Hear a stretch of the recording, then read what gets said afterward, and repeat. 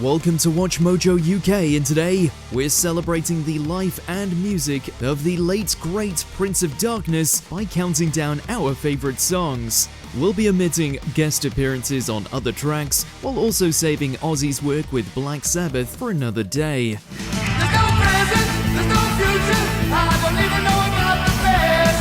It's all timeless and never ending. Number 20, Secret Loser.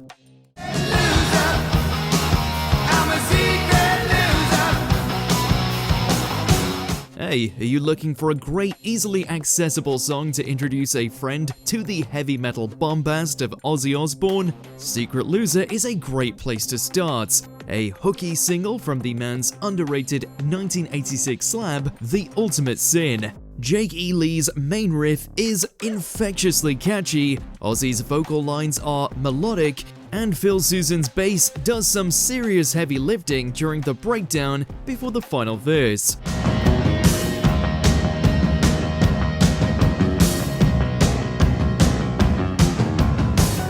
Secret Loser was even featured in the 1986 sci-fi fantasy The Wraith, and appeared on that film's soundtrack.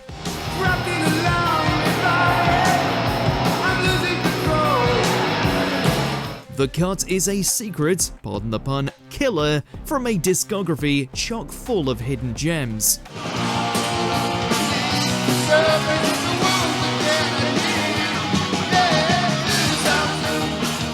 Number 19, Steal Away the Night.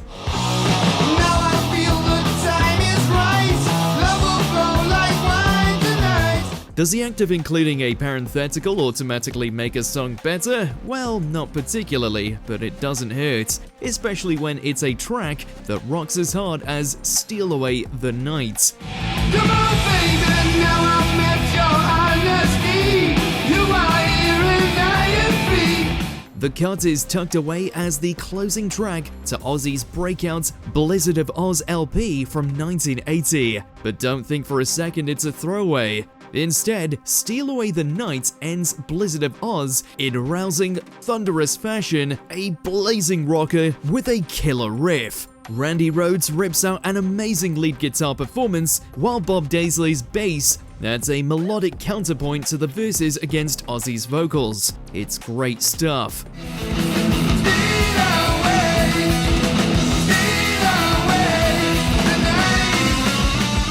Number 18, Bloodbath in Paradise. You're coming home. There's blood on the walls. The laundry list of guitar players who have served at Ozzy's right hand reads like a veritable who's who of heavy metal talent. Zakk Wylde made his debut as Osbourne's sideman with 1988's No Rest for the Wicked, and he brought with him a fresh air of riffing urgency.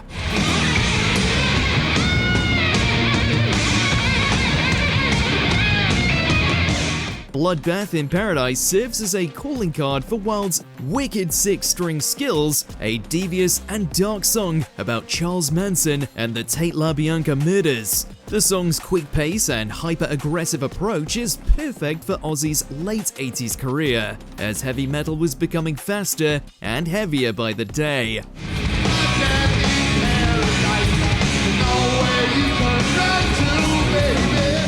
There's little in the way of subtlety, sure, but that isn't a bad thing. Bloodbath in Paradise is a banger.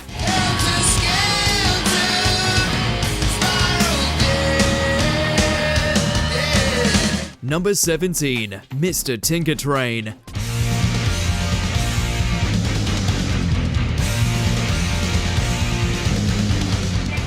We're gonna keep the darkness train rolling for our next pick, the pitch black predatory opener to 1991's No More Tears.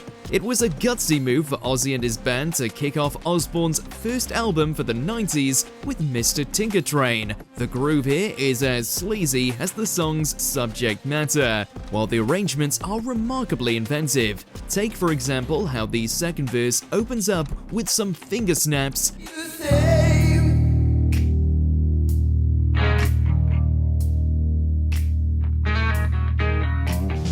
Meanwhile, Zakk Wylde proves how he was one of Ozzy's heaviest guitar players, slinging riffs that are stunningly heavy. The production is thunderous and loud, lifting Mr. Tinkertrain to the summit of Ozzy's heaviest jams.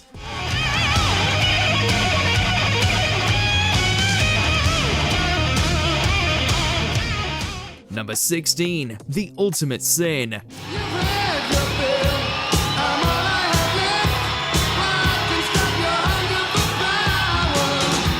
Ozzy's The Ultimate Sin album from 1986 is, for many fans, one of the man's finest recorded efforts, full stop. We're singling out the Heavy AF title track in particular, a song that showcases guitarist Jake E. Lee in typically amazing form. Keep the hands going.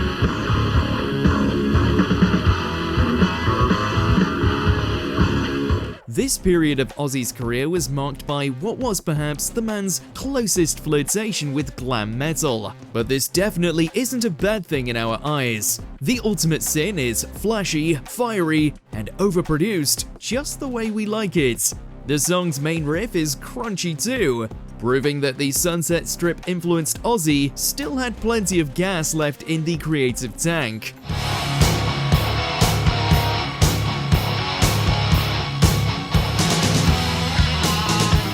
Number 15, Flying High Again.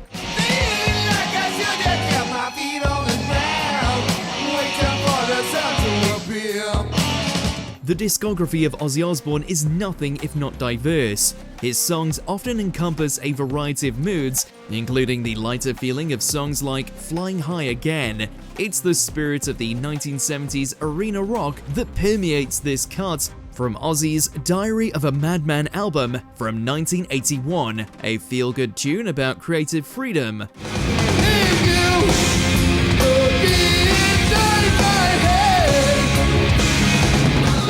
Indeed, Flying High Again actually isn't about cannabis or narcotics use, but instead Ozzy's enthusiasm for his budding solo career after departing Black Sabbath.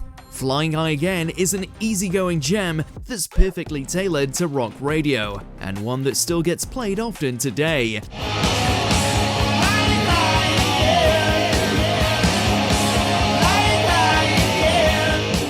Number 14, You're No Different. Tell me, where do I belong in a sick society? The era of Ozzy Osbourne's career with guitarist Jake E. Lee was one marked with flashy theatrics and some truly great songs. It's here with songs like You're No Different, where Ozzy's career seems to veer even further away from Black Sabbath's doom and gloom and further into commercial success.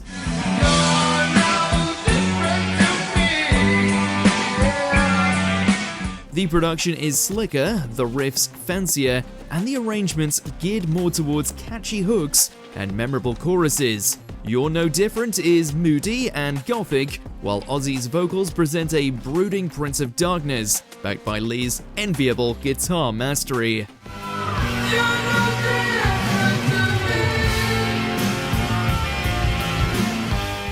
Number 13, Miracle Man.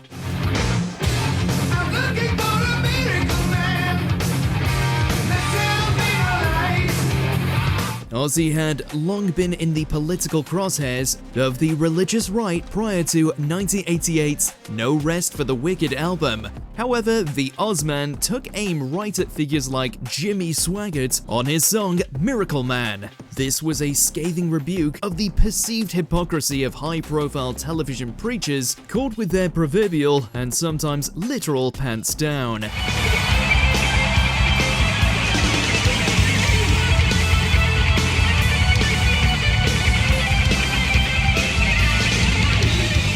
It's a great way to open up the album as Zakk Wylde kicks out the jams with a riff that practically screams for air guitar accompaniment. Meanwhile, drummer Randy Castillo pounds his kit for all it's worth, making each beat count as Miracle Man races towards the finish line.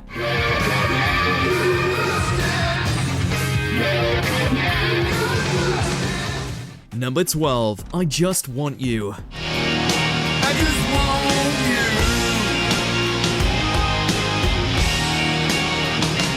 Here's a question: does an artist's whole career matter? Or do some of us as fans tune out after a while? 1995's Osmosis is considered by some as Ozzy's last great solo album. At the very least, it contains some truly awesome songs such as I Just Want You. The tune is melodic and indicative of how the Osmosis album took some creative risks.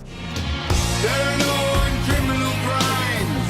There are no wrong who rhymes. There are some Beatles-esque harmonies utilized by Ozzy on the song, while the backing keyboard orchestration adds some texture to the song's overall quirkiness. The vocal melody is also incredibly strong and memorable, leading the charge to present I Just Want You as perhaps one of those Ozzy songs you forget about but are glad to revisit. I just want you. I just want you. Number 11, Suicide Solution. Wine is fine, but whiskey is quicker. Ozzy wasn't exactly a stranger to controversy, but it was this song that got the singer in legal trouble back in 1985. The song was blamed for the death of one John Daniel McCullum, a blame for which Ozzy was found not guilty in court. The tune itself, meanwhile, anchors itself on an iconic riff from Randy Rhoads, a Spitfire affair that's heavy and groovy at the same time.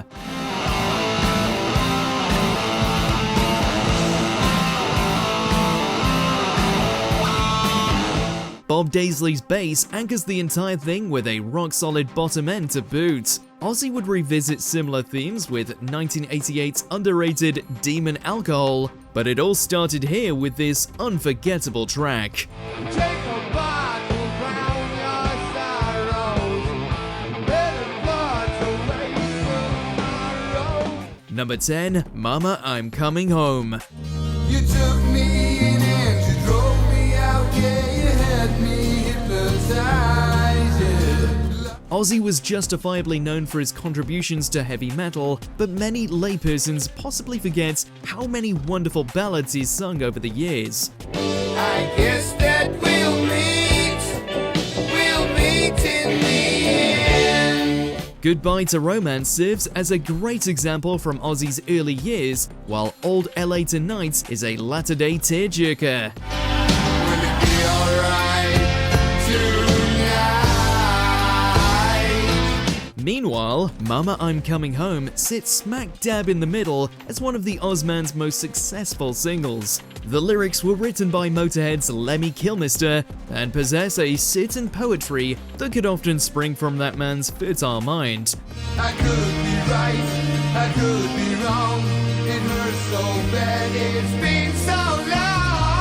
Meanwhile, Ozzy's vocal arrangements are lush and service the song's lead melody in a keen and memorable way. 'Cause mama, I'm coming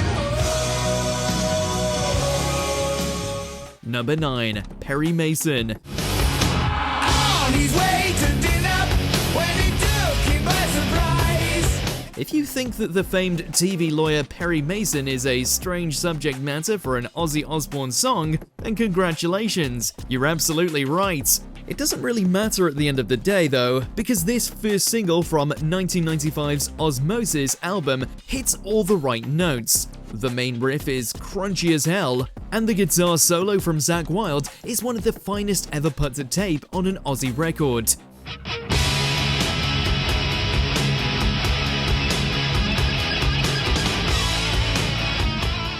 The songwriting feels economical here, with a beautiful bridge linking Perry Mason's driving verse sections and that ultra sing-alongable chorus. Don't overthink it too much and just enjoy Perry Mason for what it is, a great song. Tell me it's alright, just keep on talking, baby.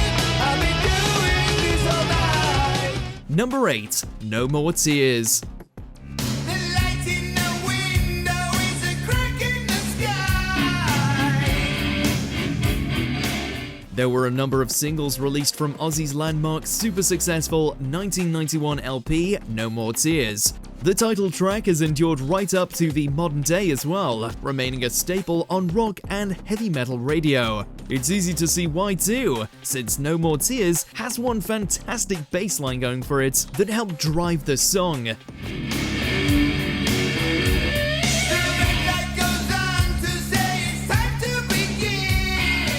Mike Inez from Alice in Chains composed said bassline, although it's longtime Aussie songwriter Bob Daisley who performs on the album. Speaking of which, No More Tears would mark the end of Daisley's often controversial partnership with Ozzy after years of royalty and songwriting credit disputes. If that team had to split up, however, No More Tears is one heck of a way to go out.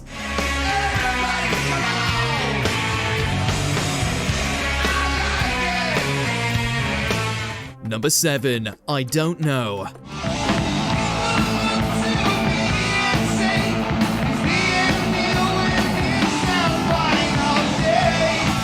All eyes were on Ozzy Osbourne as he departed the successful and influential Black Sabbath in favor of a solo career. Thankfully, Osbourne assembled a murderous row of talent in order to help him achieve his goals on Blizzard of Oz. Keyboardist Don Airey and Uriah Heep's drummer Lee Kerslake joined up with the aforementioned Rhoads and Daisley to write and record Blizzard of Oz, and it's their contributions that helped lift songs like I Don't Know to icon status.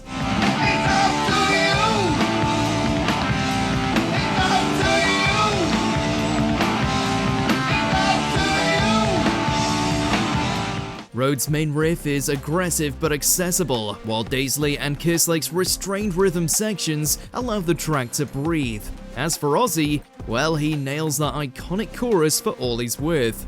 And this opening track helped forge Blizzard of Oz into heavy metal legend.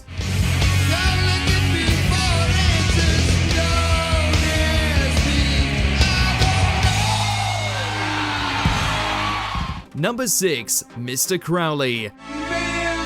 Crowley, what went on in your head? The devil was truly in the details throughout a lot of heavy metal throughout the 1970s, 80s, and beyond. Old Scratch was always a handy source of lyrical inspiration, but Ozzy took to more esoteric realms when he released Mr. Crowley as a single. The song's lyrical content is indebted to the infamous English occultist Aleister Crowley, a hermetic magician who founded the religion of Thelema in the early 1900s.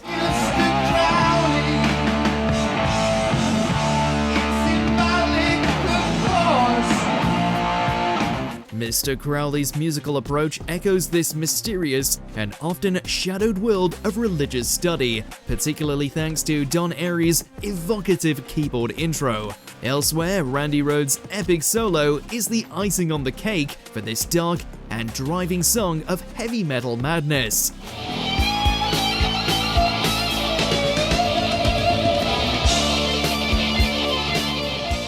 Number 5, Shot in the Dark.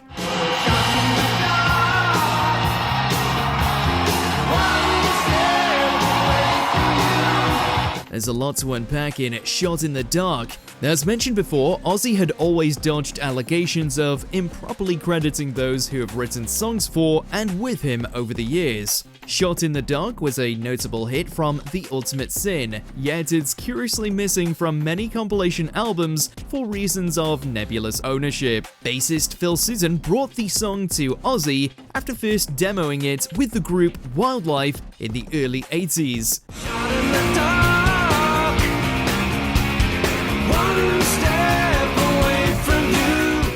Shot in the Dark would be heavily reworked, however, gaining Jake E. Lee's shining stamp of guitar wizardry to make it thoroughly Ozzy's. Legal ownership aside, Shot in the Dark remains a melodic high point of exquisite songwriting and one of Ozzy's finest hours.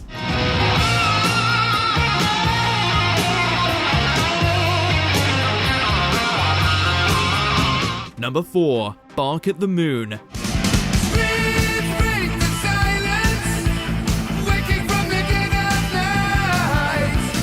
We've talked up Jake E. Lee a lot, and with good reason. The man could shred. Bark at the Moon possesses what's perhaps one of Lee's finest hours with Ozzy, a riff masterpiece that's a barn burner from the first to last notes.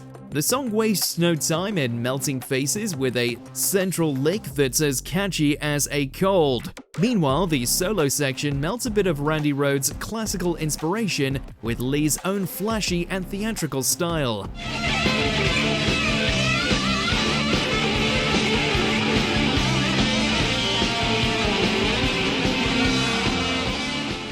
This is over-the-top heavy metal with an equally outrageous music video to cap the whole affair in brilliant fashion. Oh, and that final solo by Lee as Ozzy's howl rings out and Bark at the Moon reaches a crescendo? Absolute brilliance.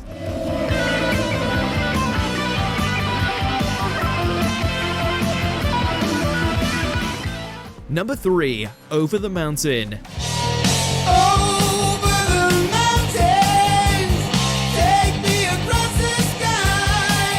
Many musicians developed certain stylistic calling cards over the years. Lee Kerslake was one of those drummers who found a sweet spot with a certain type of dynamic drum fill, one he performed often with both Uriah Heep and Ozzy Osbourne.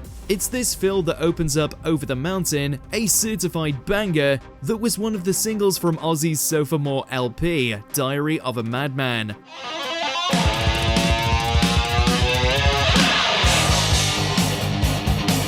Kerslake's driving drumming works well with Randy Rhoads' classically inspired playing, particularly during the dynamic solo section. Kerslake punctuates Rhoads' cutting lead work with that aforementioned drum fill, as Over the Mountain tramples over everything on its way to a skull-crushing finale.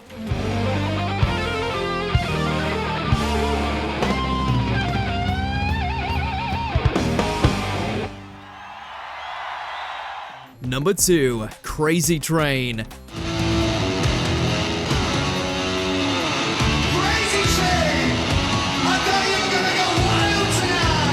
A list of Ozzy Osbourne songs admittedly wouldn't be complete without Crazy Train, right? It was the Ozman's best known tune and was, for many, their first experience with Osbourne's solo career. Ozzy's iconic opening vocal leads into a thumping bass line and equally classic main riff from Randy Rhoads.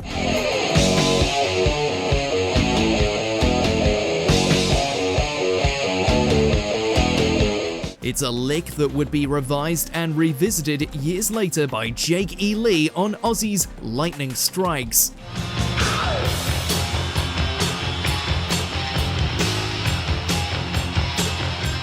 But the original has gone down in history as perhaps heavy metal's catchiest single. Crazy Train is an Ozzy song that will always be regarded as one of the man's musical calling cards. I'm going off the rails on a crazy train.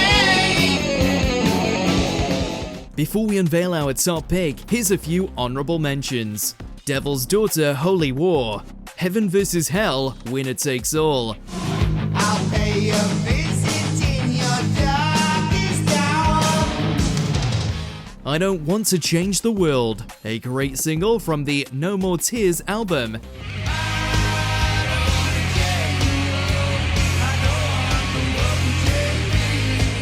SATO, Sailing Across the Ocean to Progressive Heights. Things unfold, seek to go, home is brighter than the sunlight. Desire, another songwriting contribution from Lemmy.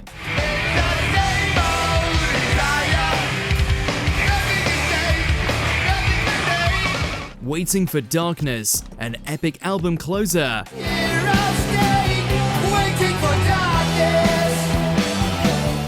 Tattooed Dancer, a slice of sleaze from the Ozman.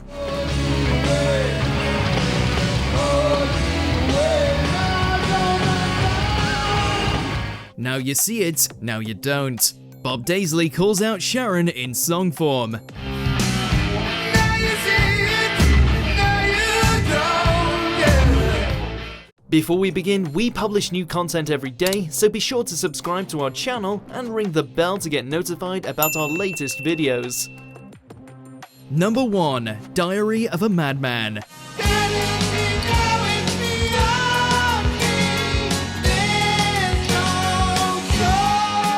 Much has been written over the years about Randy Rhoads' brilliant synthesis of classic music and heavy metal. Diary of a Madman just might be the perfect distillation of that experiment, while also existing as one of Ozzy Osbourne's most progressive-sounding songs. The track is a mini-epic hanging its hat on Rhoads' inspired playing and orchestration that sounds like something out of a Hammer horror movie.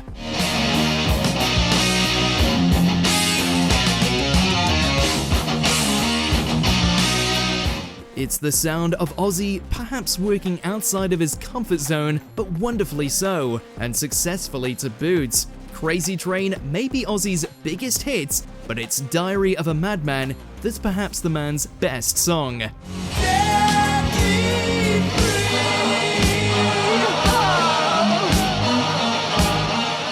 What's your favorite Ozzy Osbourne memory? Let us know in those comments below.